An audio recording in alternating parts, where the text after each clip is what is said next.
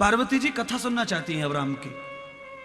अब कथा सुनना चाहती है, पार्वती जी कहती हैं कि ये इतने अंतर्यामी हैं, इनको सब पता है दुनिया में कौन क्या कर रहा है, पर इनको ये क्यों नहीं पता है कि इनकी सीता को कौन उठा के ले गया है, फिर ये सीता को क्यों ढूंढ रहे। अगर ये सीता को ढूंढ रहे और सीता इन्हें मिल नहीं रही है, लोगों से पता पूछ रहे हैं, तो ये भगवान नहीं हो सकते। इतनी परीक्षा करके भी सीता अभी पार्वती को पूरा विश्वास नहीं है। अगर ये ऐसा कर रहे हैं तो क्यों? सबको जानने वाला अनजान बन रहा है, सब कुछ देखने वाला अनदेखा बन रहा है, तो इसके पीछे क्या लीला है? शंकर भगवान ने कहा देवी ये साक्षात ब्रह्म है, पर संसार में प्रकृति पे धरती पे अधर्म हो गया है, इसीलिए जब अधर्म होता है तब मेरे भगवान मनुष्य बनकर आते हैं, और जब भगवान मनुष्य बन के आते हैं तो वो अंतर्यामी होके भी अंतर्यामी की लीला नहीं करते, एक मनुष्य की ही लीला करते हैं।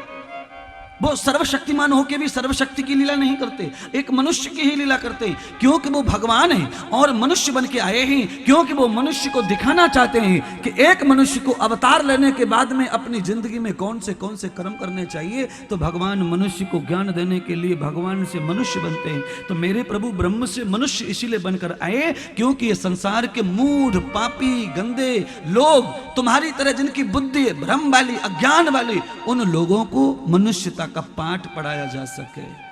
भगवान पाठ नहीं पढ़ा सकता किसी को, भगवान को ही मनुष्य बन के आना पड़ता है पाठ पढ़ाने के लिए, तुमको सिखाने के लिए, सुधारने के लिए। भगवान कृष्ण ने गीता से सुधारा, और जो गीता से नहीं सुधरे वो डंडे से सुधारा। समझ में आ रहा है क्या? तो रामायण से सुधार रहा हूं अभी, तो आवश्यकता पड़ने पे कमी छोड़ने वाला मैं भी नहीं हूं। पर वो नौबत न आए, क्योंकि दंड से सुधरना कोई अच्छी बात नहीं है, ज्ञान से सुधर जाइए, क्योंकि सबसे बड़ा ज्ञान, सबसे बड़ा मंत्र गीता है। लाखों करोड़ों अरबों दुनिया में तर गए इन पावन पुराणों से, कथाओं से। भगवान के इन चरित्रों को सुनकर न जाने कितने पापियों का उद्धार हो गया। राजा परीक्षित ने भागवत का श्रवण किया, एक कथा सुनकर सारे पाप खत्म हो गए और साधु बनकर बैकुंठ चला गया।